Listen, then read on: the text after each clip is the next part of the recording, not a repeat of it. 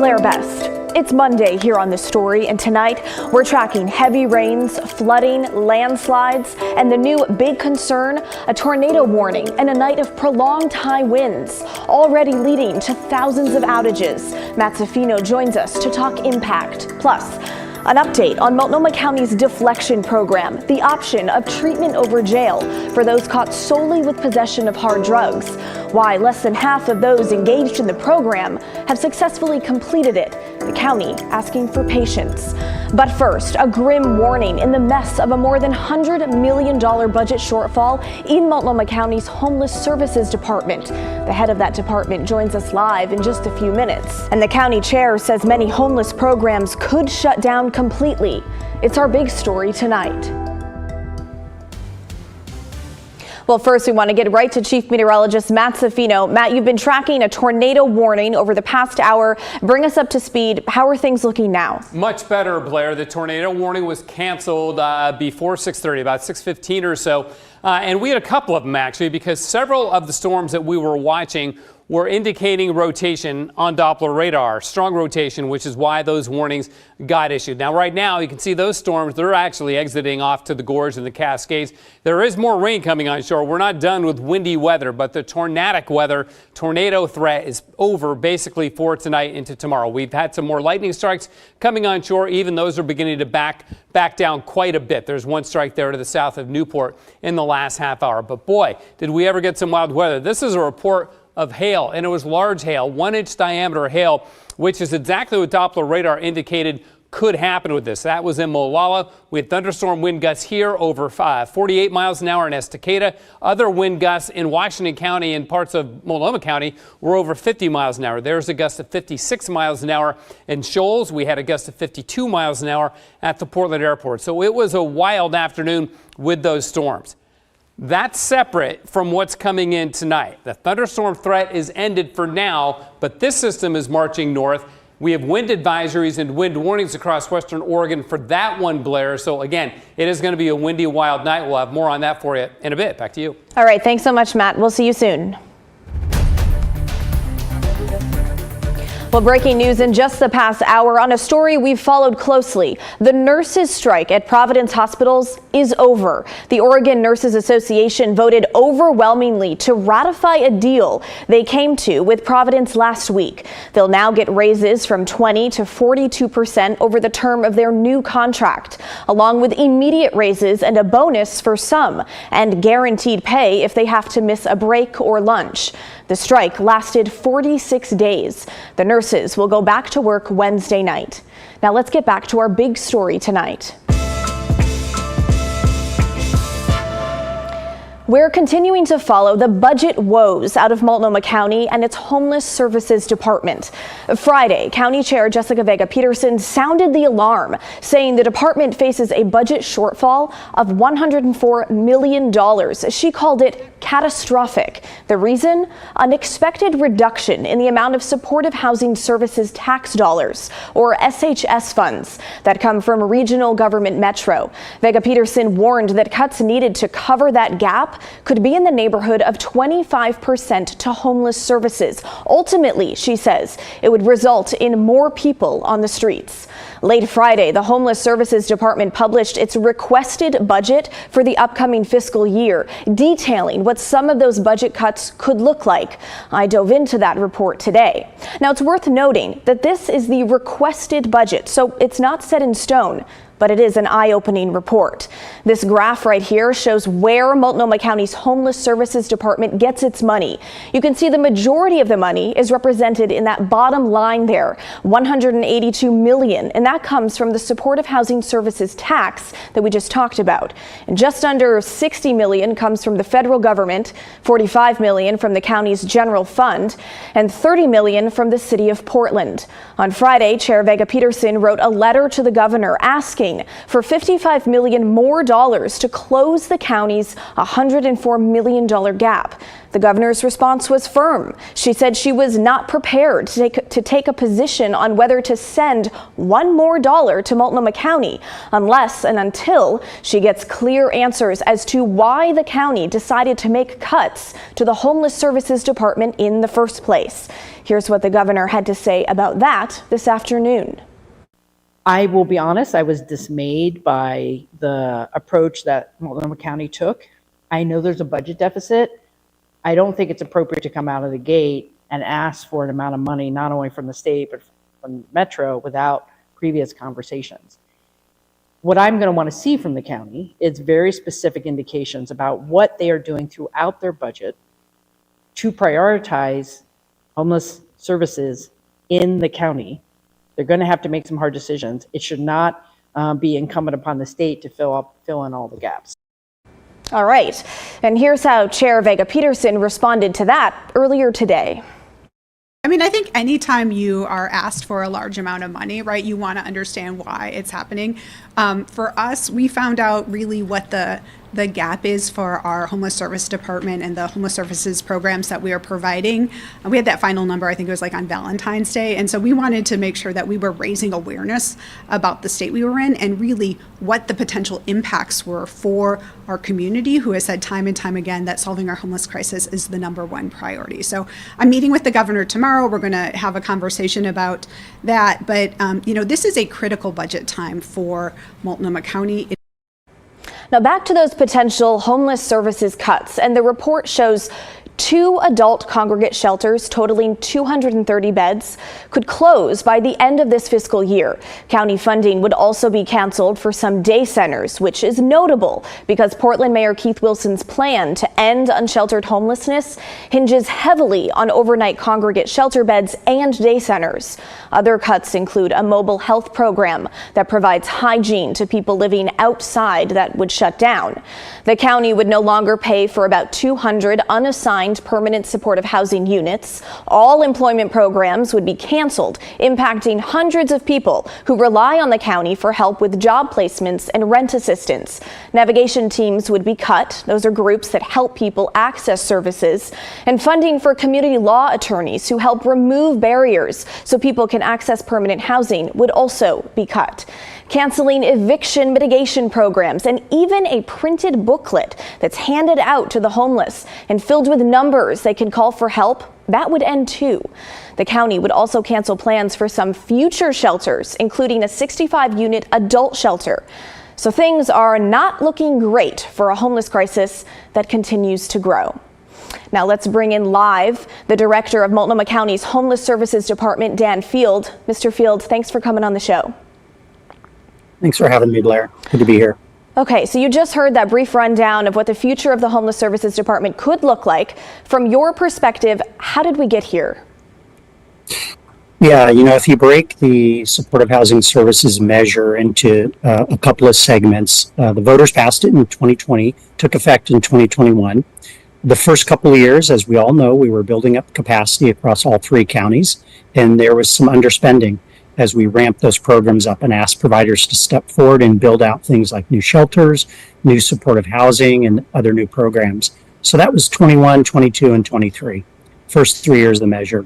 And then you shift into 24, 25, and now we're looking at 26. And we've begun to spend that carryover.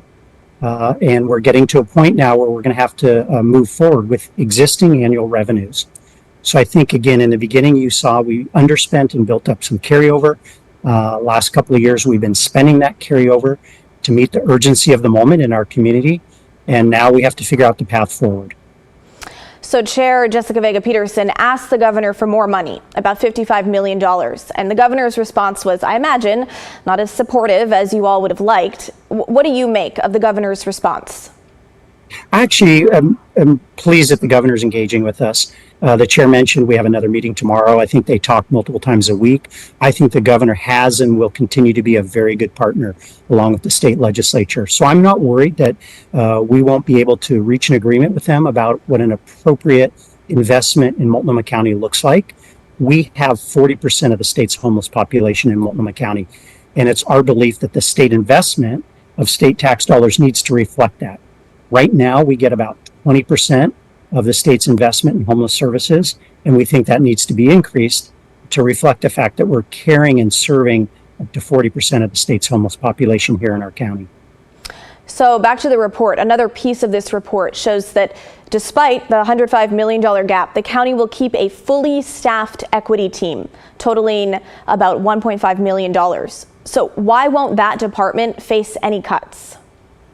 Well, the equity team is a very small part of our department, just 5 people, I believe, currently. And across our department, we're actually making some significant cuts. For a department that's about 120 people, we're cutting over 10 FTE, including 2 people from our executive team. So we're making some personnel cuts across the department. We're also making, unfortunately, tragically, some reductions in the equity program spending. So that department will definitely feel the pinch, along with all the other departments and teams within the Homeless Services Department. So before I leave you, do you have any hope that this budget gap will be filled before it's too late? Actually do. We're at the beginning of the process, Blair, as you cited in your report. Thank you for that. We have 4 months to go. And one of the things we did by moving with urgency, and I can tell we caught some people by surprise, but I'm okay with that. We're moving with urgency to let people know what the situation is. Part of what we need to do as a government is be as transparent and candid as possible, never hide the ball.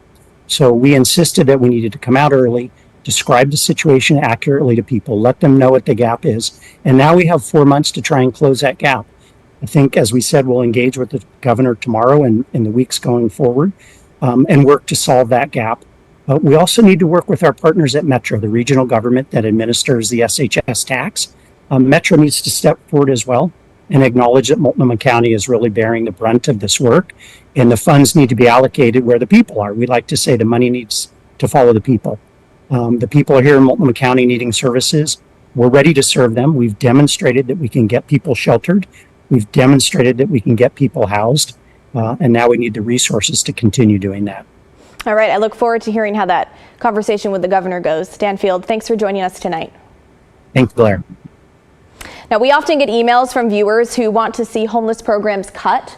Well, now it's your chance to weigh in, whether you agree or you think it'll make things worse. So send us your thoughts on potential cuts. Email us thestory@kgw.com or call and leave us a voicemail, 503-226-5090. Now, staying in Multnomah County, earlier today, county leaders gave an update on the Deflection program. That's the option of treatment over jail for people caught solely with possession of hard drugs. This program went into effect after state law changed back in September, making drug possession a crime again. Counties were encouraged to create a Deflection program to give people struggling with addiction an option instead of jail. Here's today's update. Since the program started 4 months ago, 212 people have been referred to Deflection.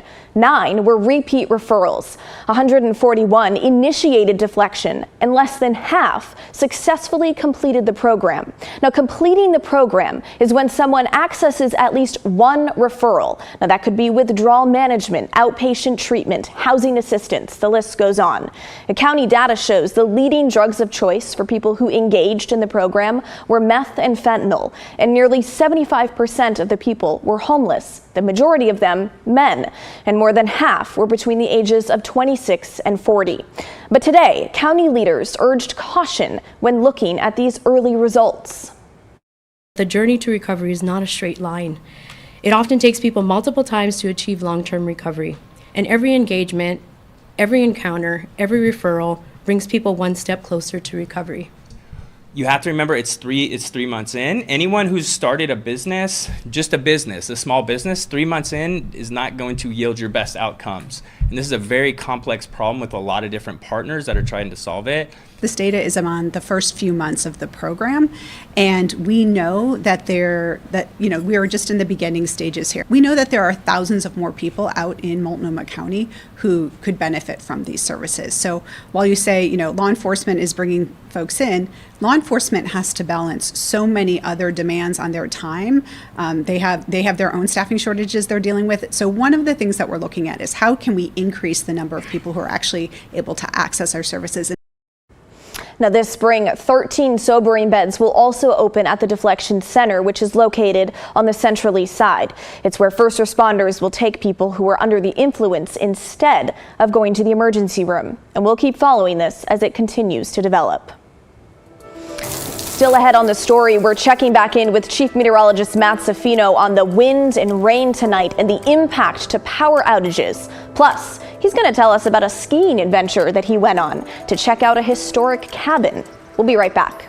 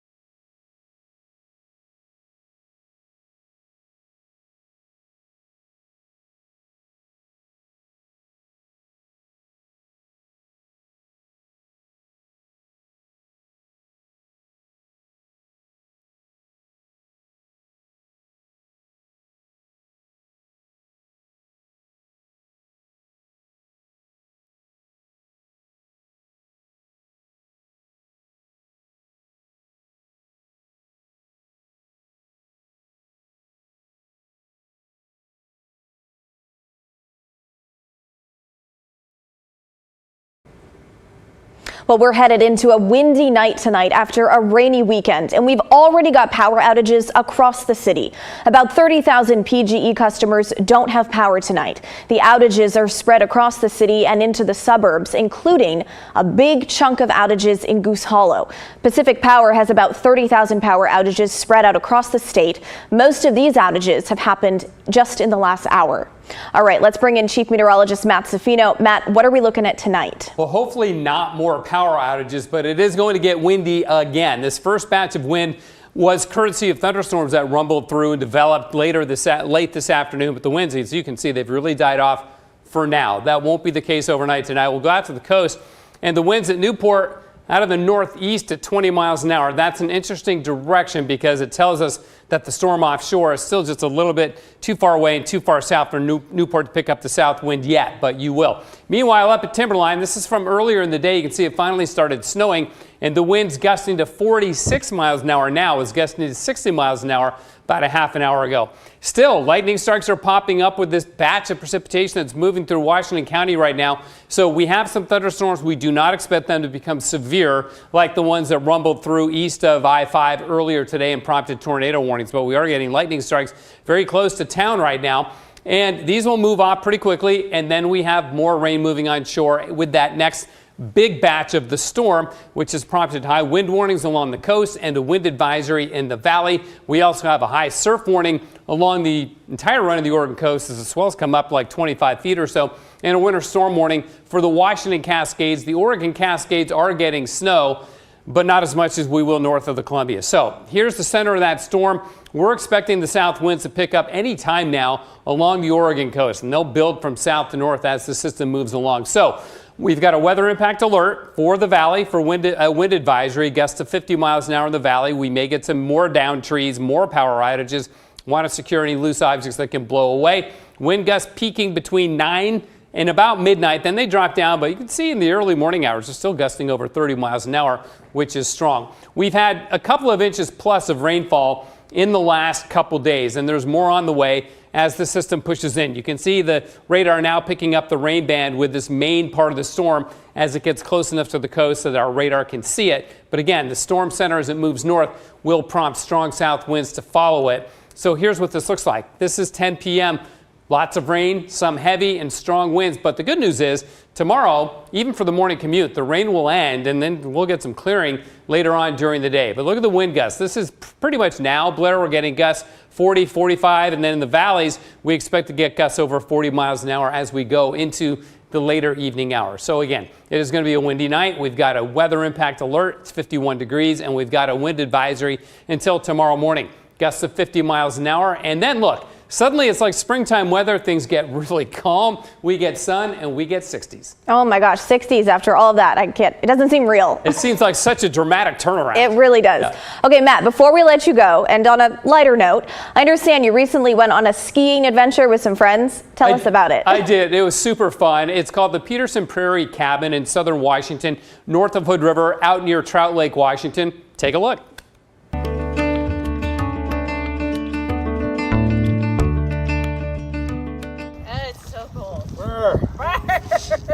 Our adventure to the Peterson Prairie Cabin begins on a cold winter morning at the Atkinson Snow Park, a hub for cross-country ski and snowmobile trails just west of Trout Lake, Washington. My friends Terry, Tiff, and Lily walked the 2.5 miles in winter boots.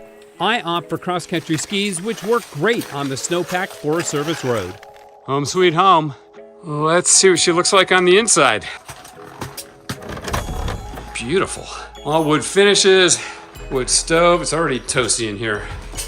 Even welcome Scrabble tiles. The early midwinter sunset means dinner and cocktail time come early. Spanish gin and tonic, key ingredient right here. Colored peppercorns. As I act as bartender, Terry cranks up the culinary creativity, cabin style. Do a blue cheese wedge salad in the semi-dark. Are those homemade croutons? Yes. Amazing. Didn't grow the lettuce. Little blue cheese on top too. Crumbled blue cheese. And then we're ready. Salad's ready. It's time to cook up the main dish. Northwest cooking. Dungeness crab pasta. By lantern. We caught them on the way up. We're eating well in this cabin. Bacon, garlic, panko, tomatoes, parmesan. Amazing. How is it? No, it's not bad. Needs a little salt. The Peterson Prairie Cabin itself has a salty history. It's named after the Peterson family who came west on the Oregon Trail in the 1800s. I talked with U.S. Forest Service archaeologist Brittany Saprari about the cabin's backstory. In 1890, they decided that they wanted to homestead in Peterson Prairie. So they set out with their 8 children to build a little homestead. This is the cabin the Petersons built. It's the first of 3 cabins to occupy this spot. It lasted into the early 1900s, but the Petersons didn't last that long. They wintered there in 1890 with their cattle, and it was a pretty bad winter. So it was basically they spent the year there and they were done after that. By 1907, the fledgling U.S. Forest Service took over the cabin and used it as a ranger station to monitor livestock grazing in the area.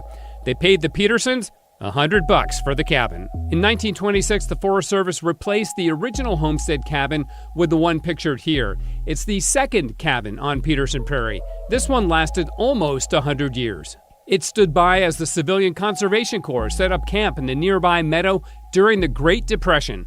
Hundreds of workers from the Midwest doing trail, road, and utility line work lived in the forest. They even had an orphaned black bear as camp mascot. So this cabin looks like it's been here forever and is perfectly situated, but the original cabin burnt down in a fire in 2012, and they moved this one in from a different part of the forest. The third and current cabin was originally a tool house at another ranger station 27 miles to the west in Willard, Washington. But the Forest Service was selling off that property, and the new owners didn't want what was known as the Willard Tool House. When the time came, it was kind of just like, oh, well, we could use it for a recreation rental. And then Peterson Prairie burnt down, and they were like, oh, perfect. we can move that tool house up to where Peterson Prairie was and still maintain it as a rec rental. Now it's snowmobiles and cross-country skiers, not cattle, that use the meadows in the shadow of Mount Adams.